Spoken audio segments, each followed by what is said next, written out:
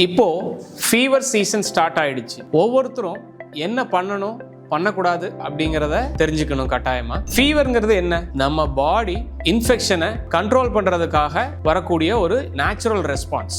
So ஃபீவர்ங்கிறது பார்த்தீங்கன்னா viral அல்லது bacterial infections தான் காமனாக இருக்கும். ஆரம்ப காலகட்டத்தில் அது பாக்டீரியலா வைரலான்னு கண்டுபிடிக்க முடியாது. ஆனாலும் நம்ம என்ன பண்ணணும் அப்படிங்கிறத தெரிஞ்சுக்கணும். So stay hydrated, take adequate rest, நல்ல ரெஸ்ட் எடுங்க. ஏன்னா அது ரொம்ப இம்பார்ட்டன்ட் இம்யூனிட்டியை பூஸ்ட் பண்றதுக்கு.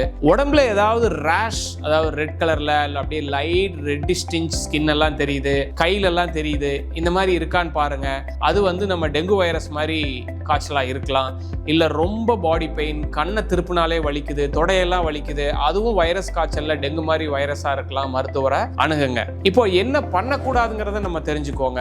செல்ஃப் மெடிகேட் பண்ணாதீங்க. பர்டிகுலரா ஆன்டிபயோட்டிக் நீங்களே வாங்கி சாப்பிடாதீங்க. மெடிக்கல் ஷாப்ல போயிட்டு உங்களோட சிம்டம்ஸை சொல்லி அவங்க கொடுக்குற செட் மாத்திரைகள் வாங்கி சாப்பிடாதீங்க. அதுல ஆன்டிபயோட்டிக்கும் இருக்கலாம், அன்னெசரியா ஸ்டெராய்டு கூட இருக்கலாம். அது தவறு, செய்யாதீங்க. அப்புறம் don't ignore any warning symptoms. Warning சிம்டம்ஸ்னா இப்போ ஹெட்டேக்கும் ஒரு கன்ஃபியூஷன் மாதிரி வருது, இல்ல காஃப் நிறைய வருது, கொஞ்சம் பிரீதிங் டிஃபிகல்ட்டி வருது, கட்டாயம் மருத்துவரை சீக்கிரமா பாருங்க. ஸோ இந்த மாதிரி ஒரு சில வார்னிங் சிம்டம் இருந்ததுன்னா இக்னோர் பண்ணாம பாருங்க. சரி, இதெல்லாம் இல்ல, எப்ப நம்ம டாக்டர் பார்க்கணும்? 2 to 3 days வெயிட் பண்ணலாம். அதுக்கப்புறம் ஃபீவர் இருந்ததுன்னா கட்டாயம் பார்த்துருங்க. இல்ல நீங்க ரெகுலரா டெம்பரேச்சர் பார்த்து 101 டிகிரிக்கு மேல போகுது அப்படின்னா அப்பயும் நீங்க முன்கூட்டியே மருத்துவரை பார்த்துருங்க. ஸோ இந்த ஃபீவர் சீசன்ல ஸ்டே சேஃப், பி ஹெல்தி.